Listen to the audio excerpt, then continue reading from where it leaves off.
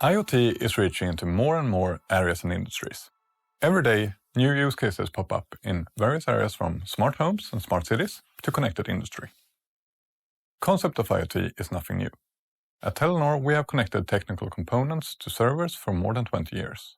And we will continue to do so, assisting our customers to achieve cost savings, higher customer satisfaction, and a reduced carbon footprint. Now, let's hear what our specialists have to say about the future of IoT.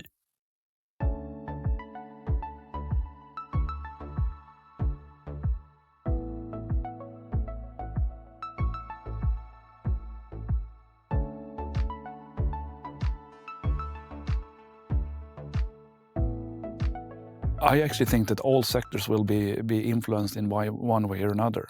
And I think that the biggest move will be from the traditional product companies that are going to go into services. This is a trend that has been ongoing for quite some time now, and IoT and connectivity is an enabler for that. So many companies today, they are still selling products to which they are adding connectivity, but they're still selling a one-off product that will come with a cost. While they are doing that transformation towards a more service-like business model, instead of there are plenty of examples where it's happening right now, and I would say that mobility and automotive is where it has happened already, where you have your rental cars, you have your fleet of devices, you have your Link & Co's and the what's not that are already providing connectivity as a service or mobility as a service. You don't buy a car, you buy something that will transport you from A to B, and that happens to be a vehicle that you're in.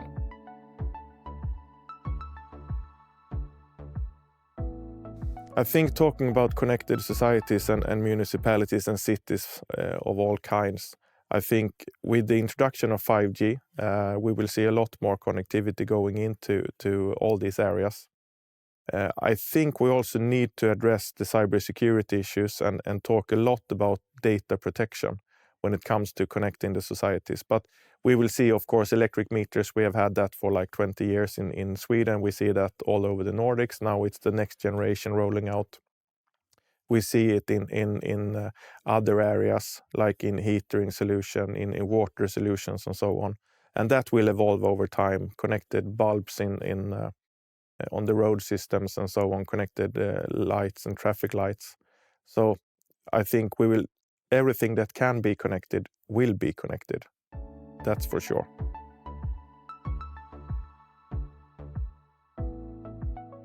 I would guide the customer to focus on where their value is. And the value is in the vertical where they play. I would tell them to get the connectivity out of the box, get the modem and the stuff like that, get something that is common off the shelf, buy yourself something like the cloud proposition that we have from Telenor Connection, get it from us or someone like us, and start building the value where you have it. Because what we are providing as a service with IoT Cloud, with Connect, and the devices that we add to that are standardized more or less.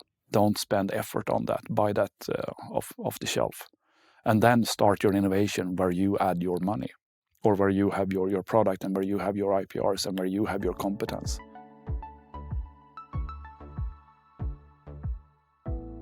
I think it's almost impossible to say. On one hand, 5 years sounds like a long time in the future. At the same time, it's only 5 years. I think it's easier to reflect back on what will not and think what used to be 5 years ago and what isn't there today. So take a simple service like linear TV. I think linear TV will still exist, but it will not be used. It's only some few people that will use that. The youth, they will absolutely not use that in 5 years from now. They won't even remember that something like linear TV existed. So the question then is, what is it that we have today that will not be used in 5 years from now? For instance, I don't think that the pieces that we work with today, requiring all that power that we have in them today, will be there at all. I think all the application will sit in a cloud environment somewhere. and we will be working with cloud-based softwares. And the same goes for basically all the services that we are using in one way or another. They will tend to become more and more digital. In the workplace where we are working today, many of the tasks that we are working with will be automated and will be performed by softwares instead. So we will see digital disruption in the ways that we work, in the ways that we live. And I think it's very hard to predict what will be happening there. But I'm pretty sure that in 5 years' time, more and more will of the things that we're used to will not be there anymore. I think transport will look very different 5 years from now. Looking at the pace that the transport sector is changing right now with self-driving cars, autonomous drive, how we are commuting, the effect of the pandemic that are driving these changes, it will be very different. I think that we will drive our cars less and less. I think that we will use community services more and more. I think that we will stop owning cars in a 5 to 10 years time frame. We will get whatever transport that we need as a service instead. Do I want that to happen? No. Do I think it will happen and be like that? Yes, and I think we will also adapt to that.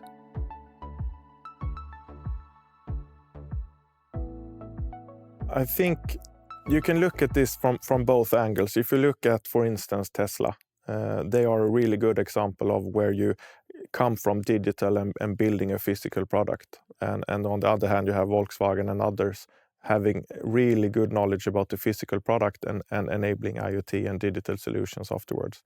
So they come in two different directions.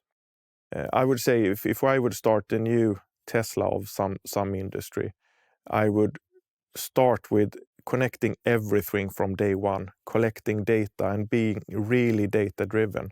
I think that is, and also user-centric, because a lot of the traditional manufacturers hasn't been that user-centric.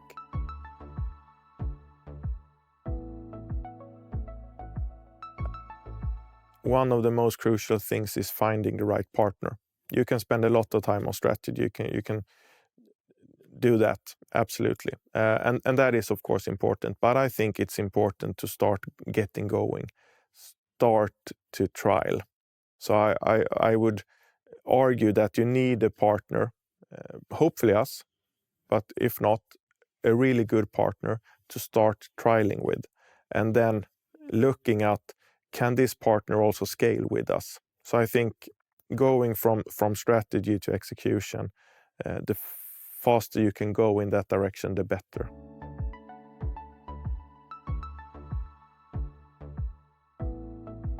I think IoT will be a crucial part of building a more sustainable future. Everything around us will be connected.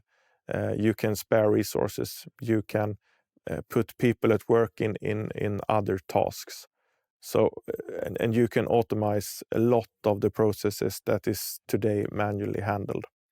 So I think connecting the forests, connecting the cities and so on will play a crucial part in building a more sustainable future. And I also think that a lot of other topics like edge compute and so on will play a part there. You can't transport the data to a cloud in the US or in the Central Europe or something. You have to do it at the edge.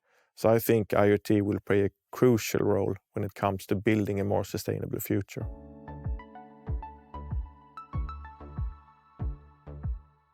When talking about different communication technologies, there is a lot of focus in the industry on narrowband IoT, LTM and so on. I think that is mainly driven on power consumption. You want low-cost devices and you want them to last for a longer time. So I think what we can see in discussions is that a lot of customers is moving from narrowband to LTM because it has a lot of more capacity and so on. Narrowband is very limited in what it can do. So we can see a movement from narrowband to LTM, but it's still focused on battery consumption. I would mention three things in specific. It's the coverage, it's the financial, and attention. In terms of coverage, you need to have service launched with all the partners around the world, and you need to be able to offer all the services available, 2G, 3G, 4G, and so on. In terms of financial conditions, you need to have negotiation power to get the deals where you can have conditions where you are able to provide a sustainable business, both for us, but also for our partners and customers. And finally, attention. Sooner or later there will be a hiccup and you will need to have something looked into. And if you are unattractive as a partner, they will not give you an attention when you reach out to a partner on the other side of the world and need to have a problem fixed or a case solved.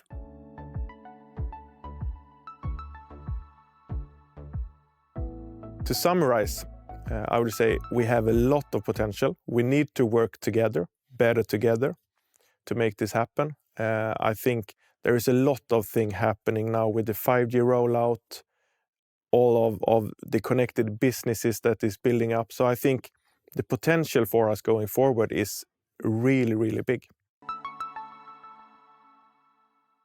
Now you have heard what our IoT specialists have to say about the future of IoT. We see new types of industries and businesses adapting IoT in new ways all the time. At Telenor IoT, we work closely with industry-leading partners to enhance value for our customers. Together, our combined strength enables us to overcome every challenge facing businesses today, from the device hardware, connectivity options, and cloud worldwide.